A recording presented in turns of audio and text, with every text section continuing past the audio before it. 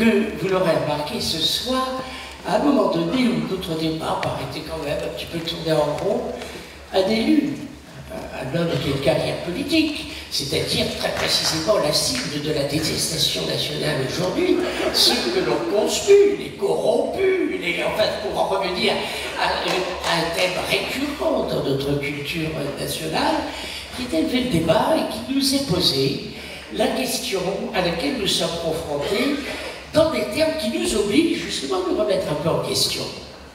Et ça m'a fait grand plaisir. J'avais eu le bonheur de vous connaître jadis à des déjeuners à l'époque où Figaro tenait salon dans des murs qui ne peut plus s'offrir maintenant ou qui ne veut plus paraître pouvoir s'offrir, c'est aussi possible. En tout cas, ce qui m'avait frappé dans ce que vous avez dit, monsieur Devoix, c'est effectivement deux choses. La première chose, c'est qu'effectivement, nos débats tournent en rond. Mais bien sûr, comme l'a dit Jacques Julliard, que la droite et la gauche, si elles s'entendent si mal, c'est qu'en général, ce sont des historiens de gauche qui écrivent l'histoire de la droite et des historiens de droite qui écrivent l'histoire de la gauche. Autrement dit, la gauche se voit à travers les yeux, évidemment, que de l'image que lui renvoie la droite, ce qui n'est pas flatteur pour elle, et la droite c'est encore plus, encore pire, elle est encore plus complexée parce que la gauche lui dit vous êtes évidemment indigne d'atteindre à l'égalité, à la liberté, et quant à la fraternité, même les francs-maçons d'ailleurs ne savent pas trop quoi faire de cette notion, puisqu'elle évoque l'Église d'un côté ou la nation en armes de l'autre. Ce que vous êtes donc, bien sûr, on s'est toujours querellé, bien sûr qu'on a toujours exagéré, heureusement il y a toujours eu des Jean-François Cade pour ramener le calme, un petit peu avec une certaine vigueur, dont nous lui sommes reconnaissants. En fait, ce qui, moi, me paraît assez nouveau, après la division, quand même, la fin du monde bipolaire, de la politique des blocs, où effectivement c'était camp contre camp, et où, selon la vieille terminologie héritée du marxisme, celui du camp d'en face qui essaie d'être un petit peu modéré, d'être un petit peu de tempérer les choses, de prononcer un discours qui soit un petit peu moins radicalisé, celui-là devient ipso facto l'allié objectif du camp d'en face et du camp adverse. La notion d'allié objectif, je la vois renaître et se perpétuer.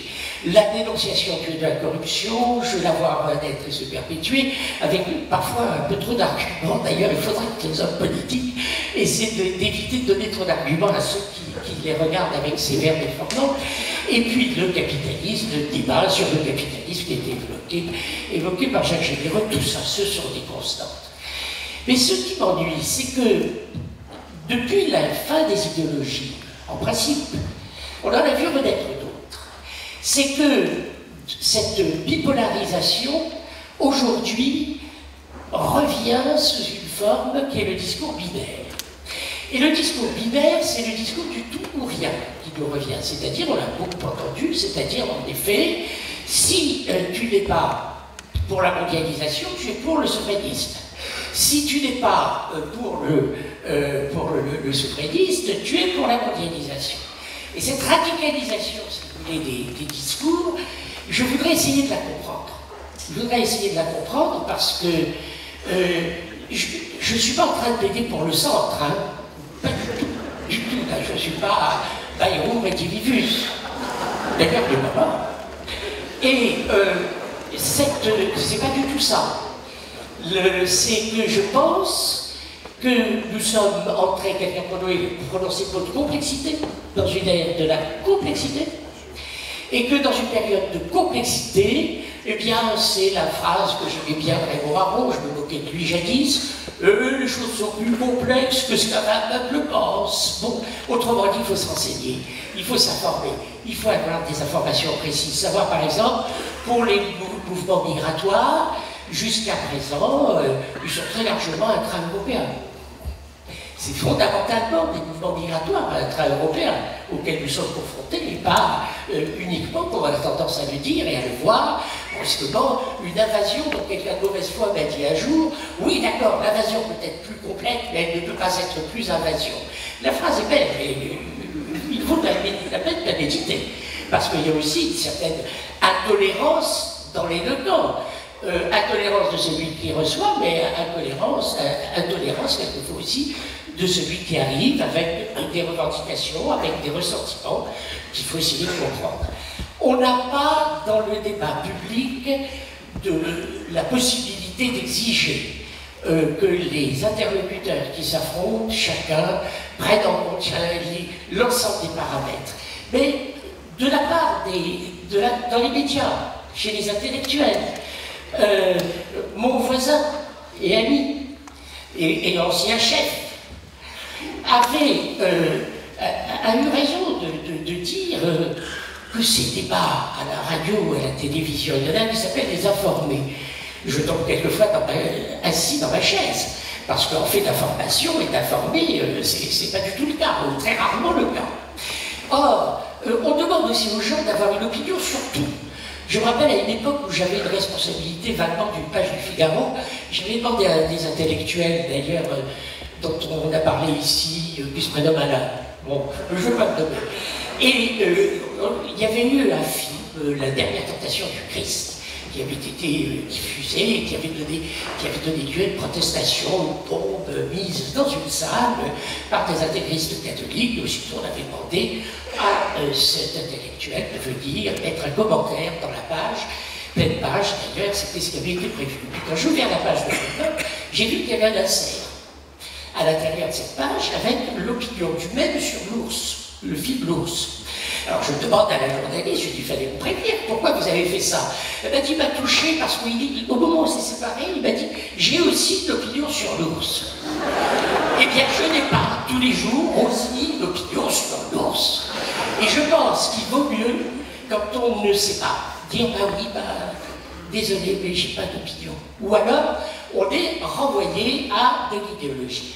Et ce qui se passe aujourd'hui dans ce monde complexe, c'est que sans idéologie, on a beaucoup de mal, effectivement, à faire le tri, de plus en plus difficile, et une tentation de plus en plus grande, de substituer une éloquence, une violence, un vibrato. En France, on aime s'écouter parler, et encore mieux s'écouter parler de soi. J'ai essayé de comprendre d'où cela venait. Et en fait, ça se relie à très bien ce que vous avez dit, Monsieur Delevoye.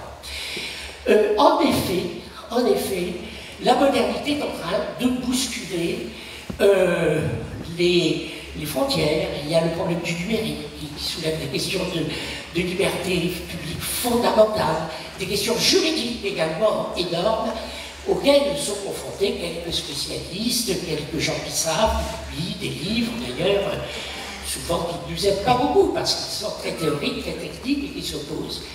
Mais en revanche, cette donnée nouvelle, c'est en effet l'expansion de la civilisation matérielle à l'ensemble de la planète.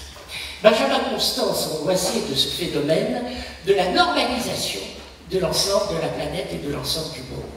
Et plus la civilisation matérielle progresse et s'avance, plus il est normal et presque inévitable que les peuples, les groupes sociaux se rétractent et se replient pour se rassurer sur ce qu'ils ont de propre et de plus propre.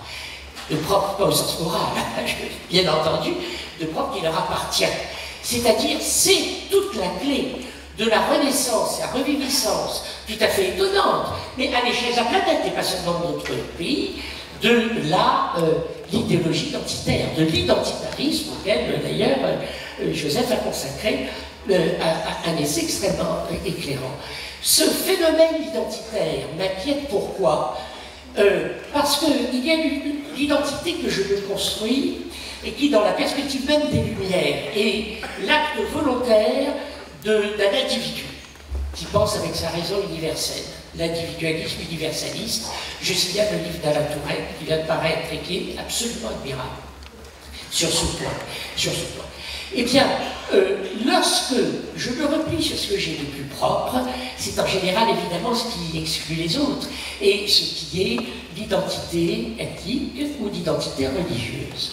Et cet identitarisme et ce phénomène identitaire me paraît dangereux parce que précisément il empêche la communication entre les groupes et surtout qu'il m'enferme D'où parles-tu? Combien de fois, moi, ma mère est catholique, était la pauvre catholique néerlandaise et mon père est tunisien. Alors on disait, ah, que pense la communauté néerlandaise? On le demandait rarement. Mais plus souvent, que pense la communauté juive de tel sujet? Et ben, je n'ai jamais été d'aucune religion, je n'en ai jamais pratiqué aucune. Je n'ai rien contre, j'ai rien pour, parce que je considère en effet que c'est ce qui est le propre de chaque individu en tant qu'il applique sa raison universelle à la manière qu'il a de se définir par rapport aux problèmes qui lui sont posés. Et donc, Jean-Paul Delevoye disait, quelle peut être la réponse à cette diffusion, cette extension de la civilisation matérielle? Je ne développerai que ce point, j'en avais deux autres, mais je vous en fais grâce. Et surtout moins centraux par rapport au fond à tout ce qui nous préoccupe et ce sur quoi nous asseyons aussi notre abord et notre approche du problème posé par l'islam en France.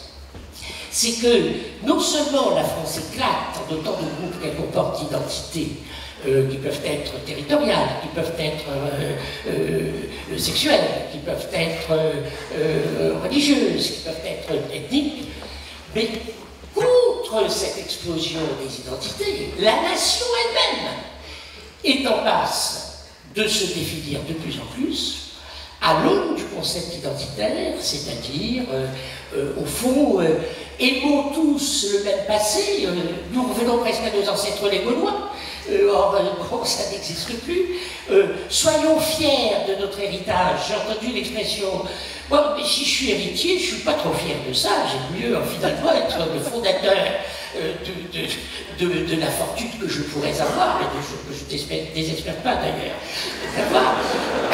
Mais c'est tellement pas, bon, cette fierté, c'est de la renonce. Non, soyons dignes d'elle, soyons dignes de cet héritage, soyons dignes de se passer de cette mémoire. Je ne dis pas non plus, c'est tout ou rien. C'est plus du tout de référence à ce qui me fonde. Mais ce qui me fonde, c'est bien plus mes institutions, c'est bien plus ma littérature, ça sera un autre sujet. Et puis, c'est enfin, bien entendu, le modèle juridique auquel j'appartiens. Et ça, c'est ma dernière remarque. La France, construite par son État, est de la plupart des pays européens, celui qui a été, à mon sens, de loin, le plus ébranlé et bouleversé par le phénomène de la mondialisation. C'est-à-dire que notre société, qui était une société construite avec ses institutions, son droit, et un modèle juridique très différent du modèle américain, totalement. Nous avions l'idée de la volonté générale, nous parlons de l'autorité judiciaire et non pas du pouvoir judiciaire, parce que le juge applique la loi, etc. etc. Bon, ben voilà, je m'arrête là, je retombe. J'espère que, d'ailleurs, cette fin de mon propos ne sera pas perçue comme une chute, mais je pense effectivement qu'aujourd'hui, nous sommes confrontés dans notre société à un problème qui est l'incapacité de dominer ça. Et peut-être que c'est le travail de l'école, c'est aussi le travail du droit. J'en ai un petit peu marre que ce soit des juges qui tranchent des querelles chaque fois qu'un mot de trop est prononcé ou qu'une parole est perçue comme égotique et gênant, blessant, qui que ce soit. Nous sommes des sociétés dans lesquelles les individus sont de plus en plus fragiles et de plus en plus vulnérables. On ne supporte plus le moindre des plaisirs. Voilà, j'ai fini ma chose. C'est à la